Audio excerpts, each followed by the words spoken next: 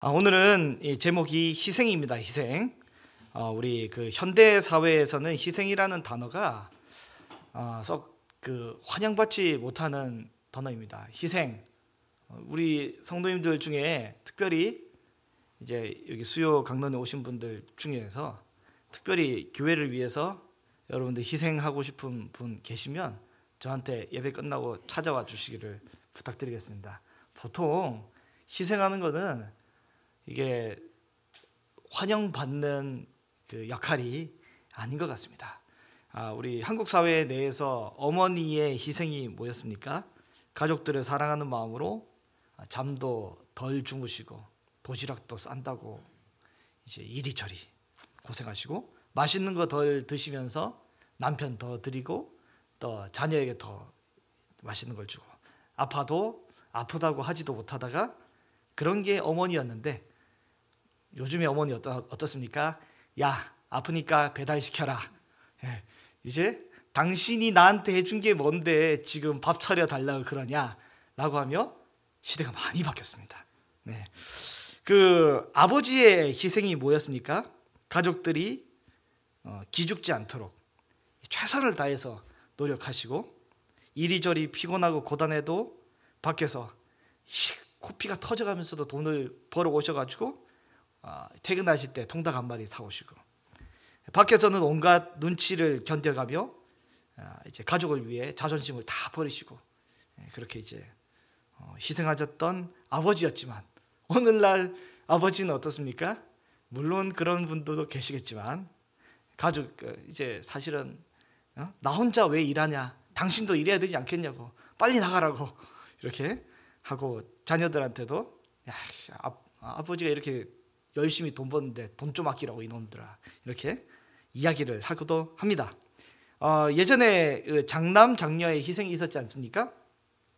동생들 공부시키기 위해서 가고 싶은 대학을 포기하고 홀로 취직 자리에 가서 이제 열심히 돈 벌어서 학비를 뒷바라지하고 열심히 해서 그러면서 알게 되는 것이 뭐예요? 나중에 나 혼자 바보 됐구나. 이 동생들 아무리 잘해줘봤자 뭐예요? 시집 장가가고 나면 이제 첫째는 거들떠보지도 않고 오히려 못 배운 취급을 당하게 되지 않았습니까?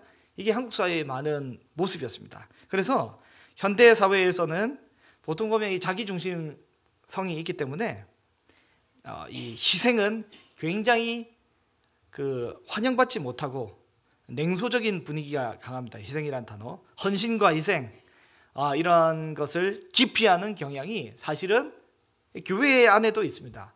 그래서 어떡합니까? 여러 기가 막힌 기독교 서비스가 즐비한 대형 교회로 많이 가지 않습니까? 작은 교회에 왔더니 어떻게 해요? 주보에 보니까 이제 다음 주에 내가 이뜰에 편성된다고 하는데 이뜰이 청소네? 이렇게 이제 굳이 이렇게 부담이 굉장히 됩니다. 이 한국 교회 내에서도 그리고 가정 내에서도 굳이 내가 왜 희생을 하느냐? 내가 교회를 위해, 내가 가족을 위해 왜 굳이 희생을 해야 되는지 이제 잘 모르고 이제 나 개인의 안녕과 평안과 행복을 가장 고귀한 가치로 여기는 그런 시대에 우리가 살고 있는지도 모르겠습니다. 교회에서 그렇게 헌신하신 권사님, 교회에서 그렇게 충성하신 집사님, 장로님, 또 그토록 목숨을 바쳐 헌신한 어떤 성기미들, 아름다운 성도의 모습이 교회 내에서 그리워지는 때가 오늘날 이 시대가 아닌가 그렇게 싶습니다. 교회는 대대로 그냥 성장, 그냥 부흥하는 것이 아니라 교회는 그냥 잘 자라고 무럭무럭 자라는 것이 아니라 교회는 눈물과 헌신으로 잘 이렇게 세워져야 잘 자라게 되는 것입니다. 이 나무도 물을 줘야 되잖아요. 그리고 우리 자라나는 아이들도 밥을 잘 먹어야 되듯이 교회도 눈물과 헌신으로 세워지게 되는데 터툴리아는 뭐라고 했냐면 교회는 순교자의 피를 먹고 자란다. 혹은 순교자의 피를 씨앗으로 삼아서 그것을 하나의 미랄을 삼아서 교회는 자란다라고 그렇게 말했습니다. 많은 순교자들이 교회를 그렇게 세웠습니다. 순교자들의 피와 헌신으로 교회가 세워졌고, 많은 사람들의 어떤 눈물과 헌신으로 인해서 교회가 굳건하게 세워지고 강건하게 이제 서가게 되는 모습을 보게 됩니다. 제가 전에 섬겼던 이 교회가 이제 중에 하나가 이제 그 제기동에 있던 교회인데, 거기서 이제 전설같이 내려오는 내용인데 교인들은 그 전설을 잊어먹은 것 같아요. 그 전설 같은 내용인데 교인들은 그 전설을 머릿속에서 지워버린 것 같은데 아쉬움이 있는데, 그 전설이 뭐냐면, 어느 날 이제 교회의 한 아이가 이제 한 성도가 이제 그 안과를 갔다고 합니다. 안과를 가고 왜 안과를 왔냐고 물어봤더니 자기 눈을 하나 좀 빼고 싶다고 하는 거예요. 그럼 눈을 왜 빼냐고 했더니 이렇게 그 눈을 하나 두 개가 있으니까 하나를 빼서 이걸 그 기증을 해서 이게 팔아서 교회를 건축하는데 좀 헌금을 하고 싶다고. 이 그 터무니없는 소리가 들리는 거죠. 이게 어떻게 했냐면 이 소문과 소문을 타서 미국에 있는 선교부로 전달돼서 거기서 이 이야기를 듣고 큰 감동을 해서 이 헌금을 보내줘서 교회가 건물이 세워졌거든요. 그 아름다운 이야기가 있는데 정작 그 교회 성도들은 그걸 잊어먹는 그런 모습을 보게 됩니다. 교회가 쉽게 세워지는 것이 아닙니다. 교회가 쉽게 자라고 쉽게 성장하는 것이 아닙니다. 교회는 한 사람 한 사람의 알 수 없는 피와 눈물이 담겨 있기 때문에 그렇게 성장하고 자라는 것입니다. 여러분, 사실은 저는 모르는 그리고 우리 성도님들 중에서도 모르시는 이제 교회 초창기 멤버들의 어떤 비밀들이 있으실 거예요. 그 어떤 교회를 위해 헌신하고 노력했던 그 비밀들, 그 많은 내용들이 사실은 교회를 세워가고 아름답고 건강하게 하는 거잖아요. 교회는 어디서부터 시작이 되냐면, 사실은 예수 그리스도의 죽으심이 사실은 오늘 본문에 보니까 오늘 본문 12장 24절을 같이 한번 읽어보실까요? 시작. 내가 진실로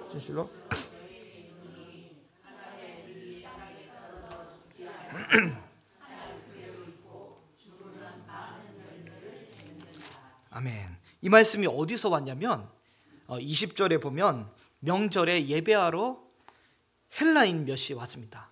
사실은 디아스포라 유대인이 아니라 말 그대로 생짜배기 헬라인이 왔어요.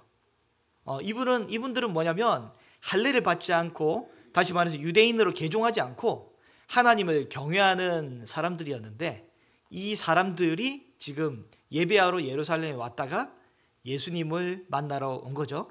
예수님이 이분들을 만나자마자 하시는 말씀이 23절에 인자가 영광을 얻을 때가 왔도다. 이방인들이 예루살렘에 와서 예수님을 만나자 예수님은 이제서야 헬라인이 오자 이제서야 때가 되었다라고 말씀을 하십니다. 마태, 마가, 누가에는 없는 내용이 지금 요한복음에 이 내용이 기록이 되어 있습니다. 헬라인 몇 사람을 만나자 예수님이 생각하신 게, 내가 이제 이 영광을 얻을 때가 되었고, 그 다음 하신 내용이 뭐냐면 우리 12장 24절에 내가 진실로 너희에게 이르노니 한 알의 밀이 땅에 떨어져 죽지 아니하면 한 알 그대로 있고 죽으면 많은 열매를 맺느니라 라고 되어 있습니다. 한 알의 밀이 상징하는 존재가 누구냐면 바로 예수님이죠. 예수님이 땅에 떨어졌다라고 하는데, 흔히 말하는 농사꾼이 땅에 이제 씨앗을 뿌리는 그 땅도 되지만 이 땅이라는 단어는 세계, 지구 뭐 이런 단어랑 같은 단어입니다. 그러니까 다시 말해서 한 알의 밀이 지구에, 이 땅에 오셨는데, 문제는 뭐냐면 떨어진 상황인데 죽지 아니하면 그대로 있고 죽으면 어떡합니까? 많은 열매를 맺는다라고 우리 주님이 말씀하고 계십니다. 예수 그리스도의 죽으심으로 인해서 예수 그리스도께서 씨앗으로 죽으심으로 인해서 사흘 만에 부활을 하심으로 인해서 우리에게 생명이 왔지 않습니까? 그 부활을 이제 예표하는 절기가 구약에는 초실절이었습니다. 보리의 첫 번째 이삭을 거두는 그날, 초실절로부터 이제 50일, 초실절 후 50일째 되는 날이 바로 오순절이고요. 우리가 지난주에 벌였던 성령 강림 주일입니다. 부활주일 이후 50일째. 그래서 신약에서는 이 밀추수를 감사하는 이 구약의 절기를 또한 이 모세가 시내산의 율법을 수여받았던 그 절기를 신약에서는 성령 강림으로 인해서 교회의 탄생, 교회의 시작을 알리는 그런 신호탄과 같은 날이 바로 오순절의 성령 강림 사건이잖아요. 다시 말해서 교회는 어떻게 시작됐냐면 첫 번째 열매이신 예수님의 죽으심과 부활, 그리고 예수님의 영이 이 땅에 오심으로 인해서 교회가 시작이 된 것입니다. 다시 말해서 교회의 모든 시작과 생명력은 어디서 출발하냐면 한 알의 밀알로 떨어져 죽으신 그리스도 예수님으로 인하여서 교회가 성장하고 시작을 하고 출발을 하게 되었습니다. 여러분, 우리의 가정, 우리의 뜰, 우리의 전도회, 우리의 교회의 생명의 출발은 어디서 나오냐면 바로 예수 그리스도의 죽으심으로부터 나옵니다.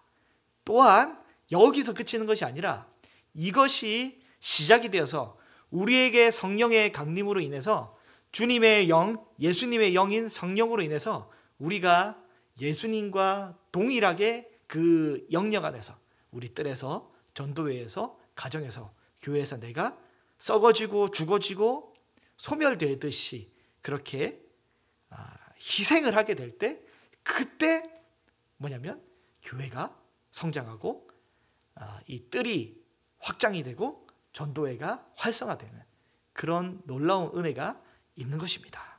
여러분, 이렇게 희생은 곧 교회에는 희생이 곧 교회의 생명력이 되는 그 모습을 우리가 보게 됩니다. 한 알의 밀알이 떨어지는 거기서 뭐냐면 사실은 영광이 오는 것이거든요.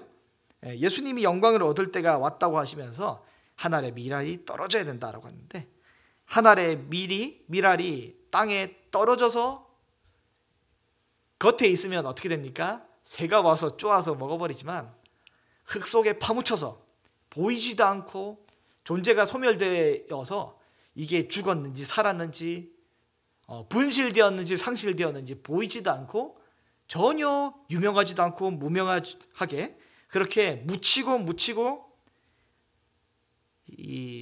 그런 이렇게 현상이 나타나야 그때서야 싹이 트게 되는 것입니다. 세상 사람들이 생각하는 영광은 뭡니까? 큰 것, 잘 되는 것, 높이 들리는 것, 유명해지는 것. 당장 눈에 보이는 무언가로 세상 사람은 영광을 정의하고 특별히 오늘 예수님을 찾아왔던 헬라인들의 문화가 그런 문화였습니다. 그러나 예수님은 한 알의 밀알로 영광을 드러내기를 원하십니다. 정작 중요한 것은 제일 중요한 것은 때로 잘 보이지 않습니다. 예수님은 떨어지심으로 인해 영광을 표현하셨습니다. 떨어지심. 그 고귀하신 하나님의 독생자 예수님께서 이 땅에 내려오셔서 떨어지심, 그 영향으로 인해서 엄청난 파장이 일어나는 거죠. 여러분, 그 우주에서 이제 운석 같은 게 떨어지면 어떡합니까? 좀 조그만 거는 대기권에 와서 녹아버리지만 좀 덩치가 크면 어떻게 해요? 땅에 떨어지면 땅에 엄청난 구멍이 나지 않습니까? 근데 엄청나게 큰 게 오면 그 파장이 어마어마하게 막 땅이 막 폭발이 일어날 정도로 파장이 일어나는데, 예수 그리스도의 생명력의 그 파장이 저 높고 높은 곳에서 이 땅으로 뚝 떨어지심으로 인해 엄청난 사랑의 파장을 만들어 내셨습니다.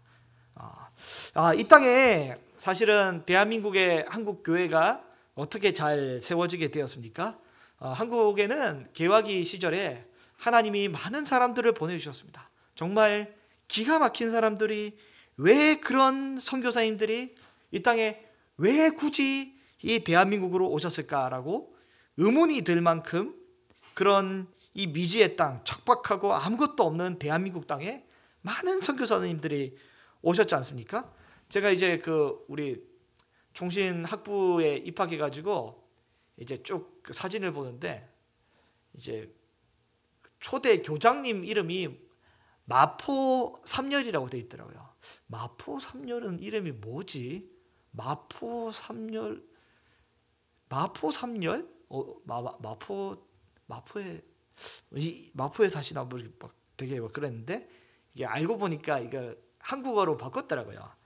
사무엘 모펫인데 마포 삼열이라고 이렇게 이름을 했더라고요. 이분이 프린스턴 신학교 출신인데 한국에 오셔서 이제 미국 북장로 교회 선교사 출신으로 한국에 오셔서 총신대학교의 초대 교장을 하시고 평양 중앙교회를 설립하시고 평양 대부흥 운동을 이제 지도해 준 이제 그 훌륭한 분이고요. 독립운동과 여러 많은 일들을 해 주셨습니다. 이렇게 훌륭한 분들이 이렇게 오셨단 말이죠. 이분들이 그냥 오신 게 아니라 많은 이제 또 주변에 이분들이 그 미국에 계실 때도 굉장히 유력한 가문에 평안한 이제 그냥 삶을 사실 수 있는 분이셨는데, 그분들이 오셨단 말이에요. 그러니까 가족들이 걱정이 되겠어요, 안 되겠어요? 굉장히 걱정이 됩니다. 이상한 나라 가가지고 아프리카 뭐 이런 나라 갔다는 느낌으로 걱정이 되니까 어떻게 해요? 괜찮냐 물어보고 돈을 보내주는 거예요. 이제 그걸로 받은 돈으로 신학교 건물도 짓고 이렇게 이제 된 거죠. 여러분 많이 들어보셨을 텐데 로버트 알렉산더 하디라는 선교사님 계십니다. 하디. 이분도 이제 캐나다 출신인데 토론토 의과대를 졸업하시고 이제 이 땅에 1890년도에 의료 선교사로 이제 학생 이제 자원운동의 출신으로 이제 오셨단 말이죠. 이분이 원산 대부흥운동, 평양 대부흥운동에 결정적인 기여를 하는 이제 역할을 감당하게 됩니다. 그래서 의료 선교사로서 이제 한국인들에 대해서 하나하나 돌보고 복음 전도하고 성경도 번역하고 이런 귀한 일들을 하디 선교사님이 해주셨죠. 이제 윌리엄 스크랜턴 선교사가 있는데 이분도 이제 미국의 예일대 의과대 졸업을 하시고 오신 감리교 선교사입니다. 그래서 이분이 세브란스 병원의 전신인 하나인시 병원을 이제 설립을 하고 의료 선교, 여성 교육을 많이 이제 그의 어머니가 이제 메리 스크랜턴인데 이분과 함께 이화학당을 같이 설립해서 만드신 귀한 분이고요. 우리 성도님들 잘 아시는 분일 텐데 이제 언더우드 선교사, 이분은 이제 영국 출신인데 태어난 지 얼마 되지 않아서 뉴욕으로 건너가셔서 뉴욕에서 쭉 성장을 하셨습니다. 그래서 뉴욕 대학교를 졸업하신 당대에서 석학이신데 오셔서 한국에서는 이제 아펜젤러랑 같이 입국을 하셨는데 연희 전문대, 오늘날의 연세대학교를 설립하시고 언더우드 학당, 그리고 이제 뭘 하셨냐면 이분이 세문안교회를 설립하시고 세문안교회에 담임을 하셨는데 세문안교회에 바로 옆에 보면 뭐가 있냐면 지금도 가보면 이제 한국 어학회 여기에 있는데 그게 뭐냐면 언더우드 당시부터 이제 성경 번역을 기반으로 해서 한국어를 살리고자 선교사님들이 헌신하면서 이거를 기반으로 해서 기초적인 한글이 이제 정립이 되고 다시 살아나게 되고 이제 계속 쓰일 수 있는 보급을 많이 해 주셨죠. 많은 일들을 해 주셨습니다. 이제 아펜젤러 같은 경우에는 언더우드와 같이 이제 한국에 입국을 했다가 이제 배제학당을 설립하시고 또 정동제일교회를 설립하시고 목회도 하셨는데, 이분도 성경 번역도 하시고 뭐 이제 독립운동을 하시면서 이승만도 교육을 하시고 여러 가지 많은 일을 하시다가 1902년 선교 여행 중에, 굳이 이분이 그렇게까지 이 땅에 오셔서 할 일도 많으신 분인데 굳이 그렇게 하셔야 될까 싶은데, 선교 여행 중에 여자아이가 물에 빠졌는데 여자아이를 구하려고 물에 들어가셨다가 이제 돌아가셨죠. 아펜젤러가 이렇게 돌아가셨습니다. 이 땅에 와주신 것도 고마운데, 그래서 오셨으면 고매하고 고귀하신 분이 많은 일을 하면 되는데 아이 하나를 살리려고 물에 빠져 순교를 하신 거죠. 이 죽음으로 이 영광을 얻게 됩니다. 죽음으로 죽지 않으면 열매가 맺히지 않습니다.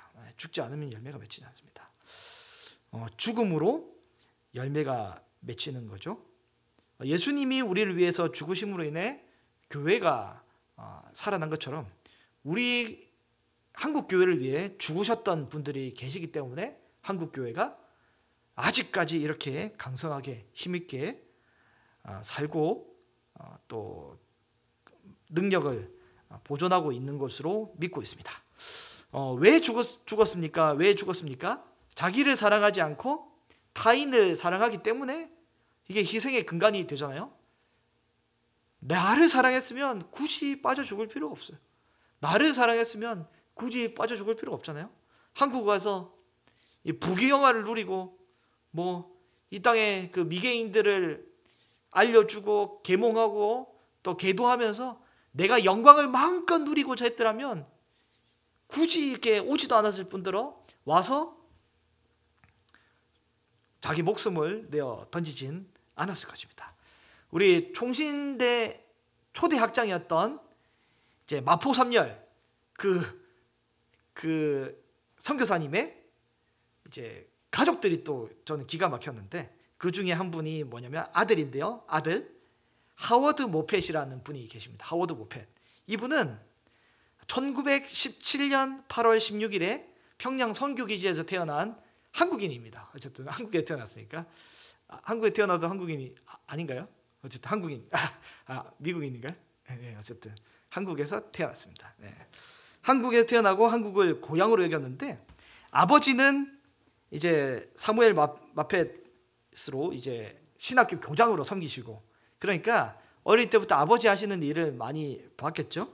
어머니는 루시아 마펫인데, 어쨌든 이제 이 하워드 모펫 이분이 평양에서 17살까지 성장을 하다가 이제 지내다가 17세가 지난 이후에 어떻게 하냐면 이제 본국으로 되돌아가서 유학을 합니다.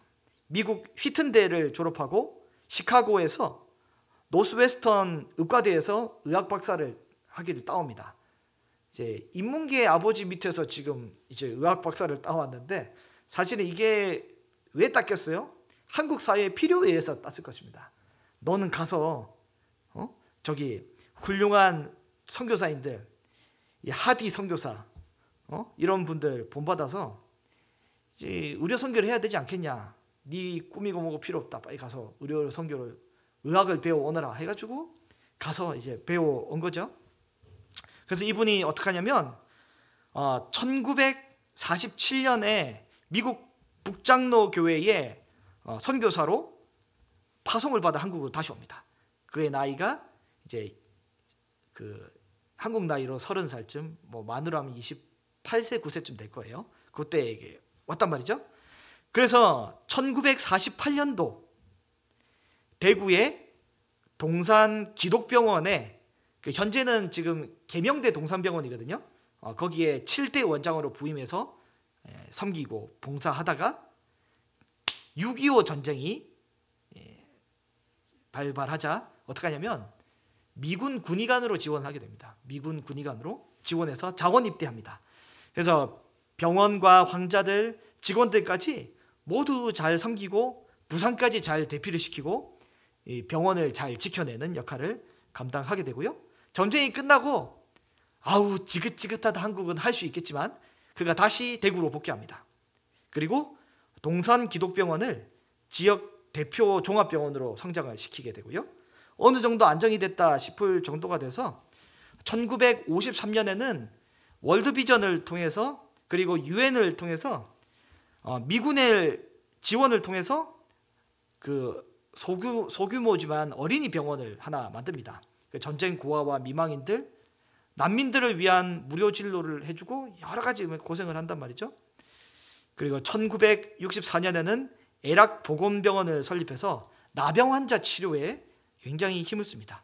그 시점, 그 시대에 대한민국에 제일 필요하고 제일 아무도 안 하고 싶은 그 일을 골라가면서 지금 이 하워드 모펫 선교사가 감당을 계속 하게 됩니다. 어느 정도 나병 환자도 없어지자 간호전문대 현재에 있는 계명대 간호대학을 설립해서 한국인 의사와 간호사를 양성하기 시작하고 농어촌 선교와 의료 선교와 교회 개척을 교회를 120개를 개척합니다.